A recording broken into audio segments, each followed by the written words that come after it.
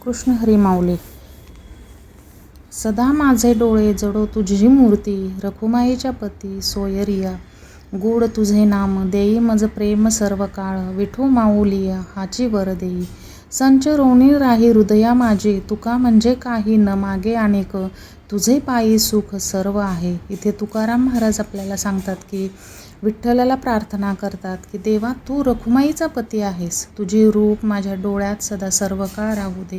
तूच आमचा सोयरा आहेस, सखा आहेस. अंतरी तुझ्या गोड रूपाचे ध्यान आणि मुखात मधुर नामामृतात रंगलेली वाणी, असे प्रेम मला दे. खरोखर तुझे भक्तांवर असलेले निस्सीम प्रेम पाहिले म्हणजे मला असे वाटते की आमची तू आईच आहेस, नवे नवे आईच आहेस.